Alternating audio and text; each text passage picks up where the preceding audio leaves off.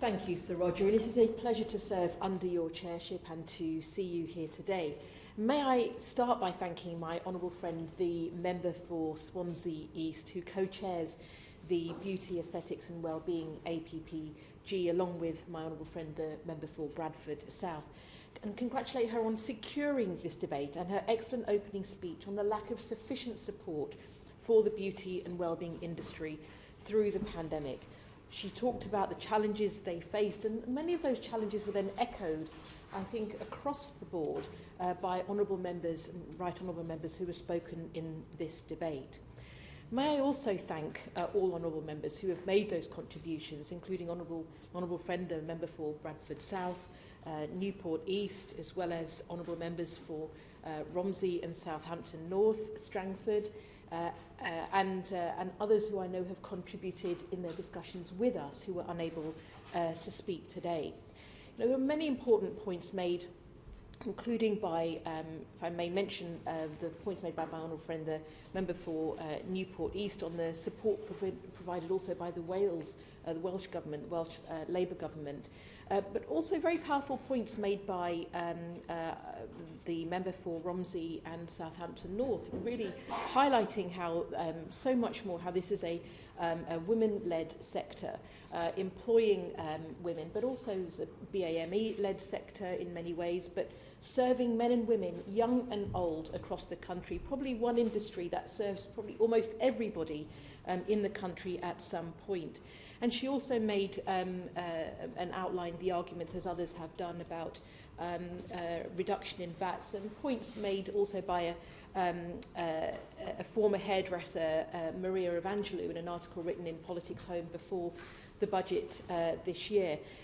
The honourable member for Strangford made a very powerful point about how this is a highly skilled sector, often not seen as such. And I will say that this seems to be the same stereotype we seem to apply in our minds to women-led sectors, to see them as low-skilled and often connected to them being low-paid. And I think we have to check and challenge ourselves.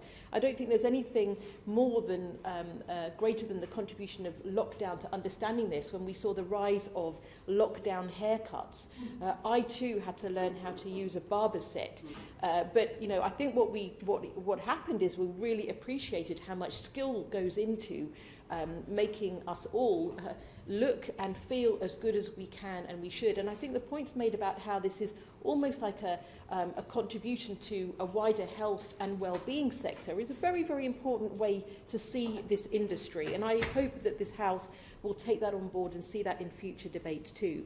And so the contribution of the beauty and wellbeing sector must not be overlooked, as I think we have all come to feel that it has been during the last year by the government, because the sector also contributes so much to us in our well-being, but also economically to our high streets and to our communities and to our economy. I think the contribution of this in terms of being the lifeblood of the high streets, I think was the phrase used by my honourable friend, the member for Bradford South, is incredibly powerful and doesn't understate what it actually is.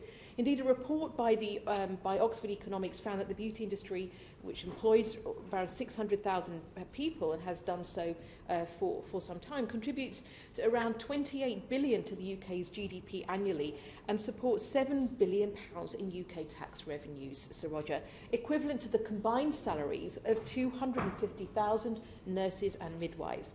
The numbers speak for themselves. It is a vital industry for our country. And as we have heard, the sector, hairdressers, salons, barbers, they make a huge contribution to our personal well-being and also mental health. Also a community spirit. If you want to know what's going on, if you want to share your stories, look how much people do that in their hairdresser. And I think we all have that experience. It's a moment away from the frenetic time of the everyday life. And I think we underestimate that in terms of that social contribution as well.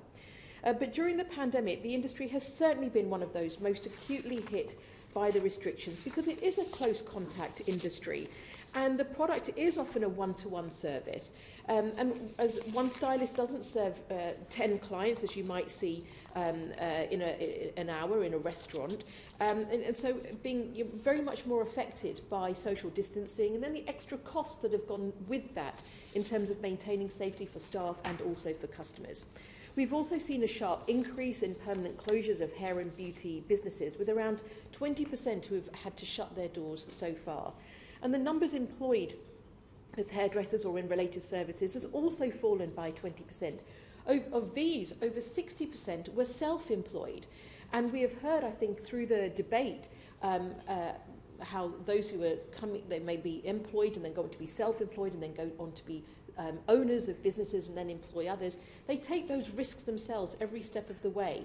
And many of those have experienced issues as well, accessing the self-employed income support scheme.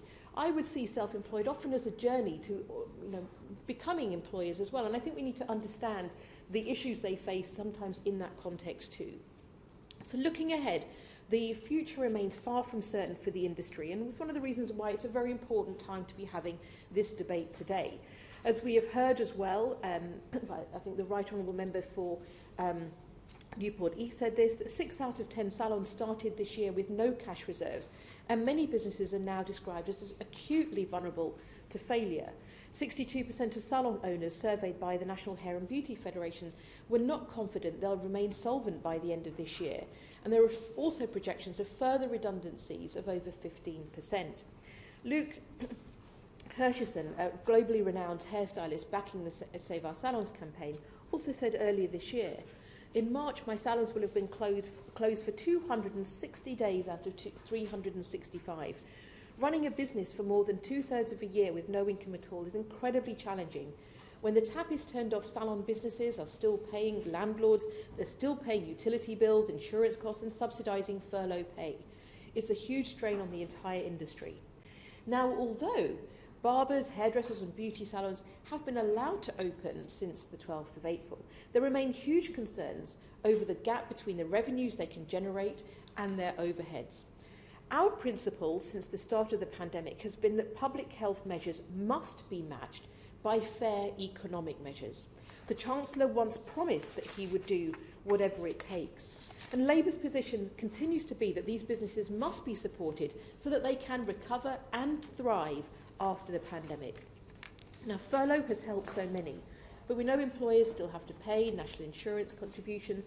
Beauty companies have been paying full rent during lockdown despite making little or no income, and they still have fixed costs of insurance and utility bills to pay while revenues are depressed. So if I could ask the Minister on furlough, why is it that the government won't delay the increased employer contribution to furlough, given that most of the 1.8 million people remaining on furlough are employed in sectors affected by the ongoing restrictions? On business rates relief, why won't the government learn lessons from the Labour-led Welsh Government, who have given the vast majority of businesses 100% business rate relief for the course of this financial year? And can the Minister tell us what assessment has been made of business rates costs for those in the hair and beauty industry? And on debt repayment, where is the government's flexible plan to help businesses pay back their loans in a sensible way when they are generating profit and back on their feet? There currently appears to be no credible strategy, Sir Roger, to ease the burden of debt affecting many businesses across the country, including in the beauty and wellbeing sector, who have racked up debts due to those long periods of closure. And forcing businesses to start making debt repayments, whether they are profitable or not, will squeeze the amount that they have to invest to grow or to take on new staff. For some, it could mean complete closure. Campaigners say that their salons typically operate on a wafer-thin 2 to 5% profit margin in normal trading conditions. And with social distancing requirements still in place, it means an average salon can often only operate at around 50% of previous capacity. This is why Labour would give businesses flexibility to repay debt they have taken on during the crisis and link it, Sir Roger, to what they are making. All of these measures would be invaluable to helping beauty businesses to survive. With clear warning signs, the sector is in difficulties, and further closures would also have a far greater impact on women's income, as almost 90% of those employed in the industry are female. And because of this, it's a predominantly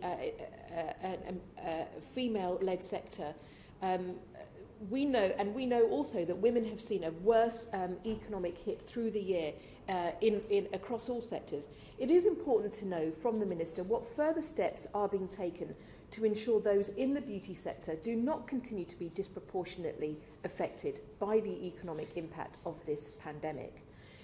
I want to also pay tribute to the hair and beauty salons across our country as well.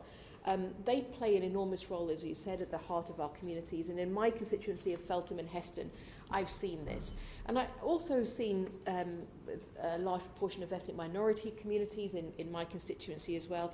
BAME-led hairdressers like His and Her Beauty Salon, run by Ishra Rao and family, that's at the heart of Hounslow West.